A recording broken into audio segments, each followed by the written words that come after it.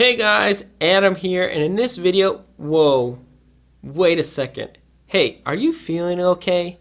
It looks like you might be sick with a fever. I'm not talking about a normal fever or one that requires more cowbell. I'm talking about gear fever.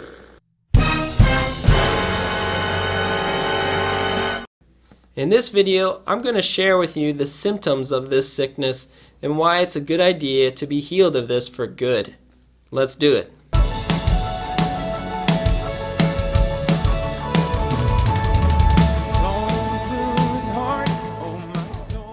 So hey, before we move on, if you play drums for God and you haven't yet subscribed to my channel yet, please consider subscribing and hitting the notification bell so that you're notified every time I put out a new video.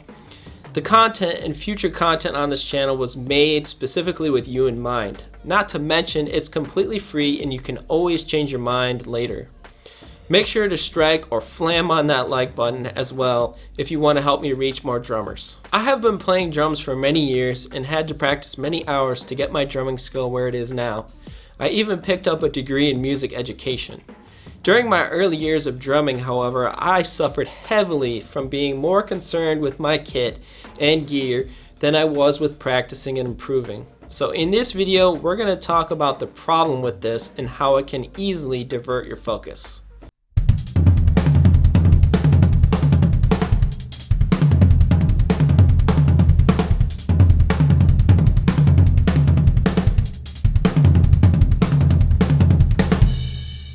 If you're working on your skills on the drums, as we all should be, the last thing you want to do is contract the sickness that I call gear fever. Gear fever is when you're always looking at buying more drum gear and never feeling content with your drum set. Gear fever can easily distract you from the most important aspect of drumming, in my opinion, which is improving your skills. I'll say it over and over all of the time on this channel that God doesn't expect perfection, but He does expect you to put forth effort when we offer praise to Him with our drumming. That means putting in the time to practice on your own time outside of rehearsal. Many times people might say, God doesn't care about how it sounds, He cares about your heart. But I would say that the practice and preparation you put in is a reflection of your heart. Besides, if you aren't improving, you're dying. Very often when musicians are mentioned in the Bible, it mentions that they were very skilled. Notice that it never mentions the quality of the instrument being played, the brand of it, or how much money they spent on it. I believe we should strive towards being skilled musicians for the Lord instead of striving to have the largest drum or cymbal collection. Gear becoming a distraction goes even further because, contrary to popular belief, a larger kit can sometimes breed less creativity. Many people approach creativity with the idea that the more the better, but in fact, working within limits can enhance your creativity. Physically removing things from your everyday normal setup will force you to think differently, and you might be surprised with what kind of new ideas you can come up with if you put this into practice. Don't get me wrong, I'm not at all saying buying quality gear is never okay, but we need to keep things in a healthy balance. When you're spending more of your time looking at drum gear online than you are practicing, then I think you might be suffering from gear fever. Okay, so my next point is if you have gear fever, you might be thinking about buying new drum gear in order to sound better. It's easy to get frustrated with the process of practicing and being uncomfortable, so many drummers turn to gear in the hopes that it will, number one, help them sound better or disguise their lack of skill, and number two, give them a newfound motivation to practice. Unfortunately, the amount of motivation garnished from new gear is fleeting at best, and really nice drums and cymbals are only going to make you sound better if you have the skill to do them justice. If you don't have that skill to back up a hefty investment in your set, then you'll just come off like this huge poser. Besides, a skilled drummer can make a cheap kit sound great when it's played well.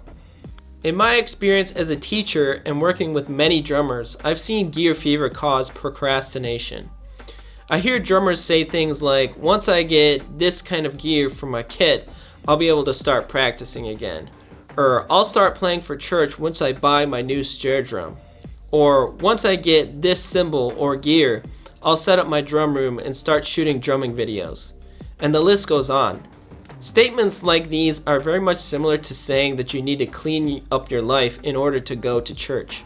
Anyone who goes to church regularly knows that this is absolutely ridiculous, and so is waiting to take action on whatever is going to push you to the next level in your playing. The best way to kick procrastination habit is to do exactly what you're waiting for and start doing it right now. In most cases, the one thing that you're putting off doing is probably going to be the source of the most possible growth, and it will ultimately lead to more satisfaction in your life. We all know practicing requires discipline, and so it's easy to get shiny object syndrome and pursue all other activities revolving around drumming instead of practicing. It's time to take action and make it happen.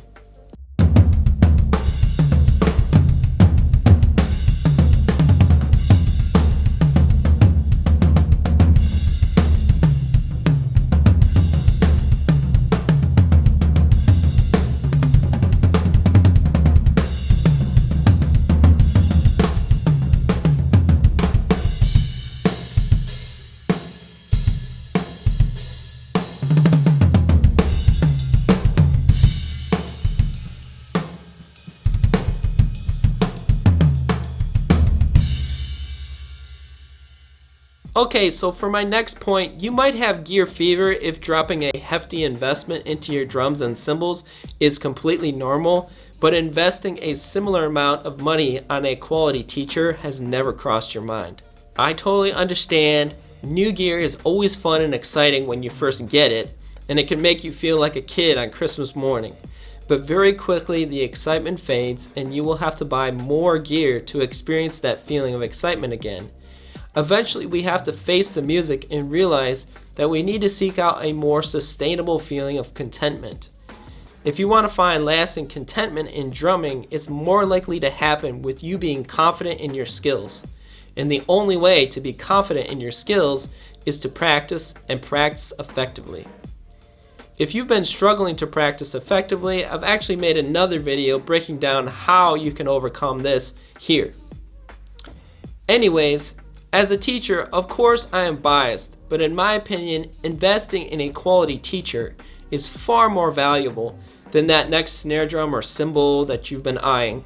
The reason is because a quality teacher should save you a ton of time because they will reduce the information overload you find here on YouTube, and they will give you a clear and sequential path to move forward. A quality teacher should also save you from picking up those bad habits that stop you from making progress, because they will assess your playing and make sure you're doing things correctly. You just can't get that kind of thing from YouTube. The much quicker progress you'll make with the teacher will lead to confidence in your skills, and again, that lasting confidence will lead to a lasting satisfaction with your drumming. Then you can finally break that cycle of always having to buy gear to find that rush of excitement again. The common saying is time equals money, but I completely disagree with this because money tends to replenish as long as we keep working and as long as we believe that God provides. But unfortunately, on this earth, the time you spend you can never get back, whether or not it's used wisely or unwisely. Here, let me give you an example of one of my students, Alan, who has been playing drums for 50 years, just learning on his own. And once he started working with me, he realized how much he had been missing. I'm learning things that I never did learn in the past for over 50 years. That's how long I've been playing. I'm really enjoying it because I'm doing things that I should have done in the past, like rudiments, and playing with completeness, really, when it comes down to it. Now, Alan has been making exponential progress working with me through his dedication and hard work, and I don't want to at all detract from that. But it still makes me wonder what would have been possible for Alan to achieve in his drumming if he had been working with a quality teacher when he was younger. This is just something to think about. With all of the different gear choices and options out there, it's easy to contract gear fever. But my hope with this video is that it gave you a new insight and perhaps a new perspective on finding that balance. Thank you so much for watching this video, and if you got something out of it, then please hit that like button, and I'll see you in the next one.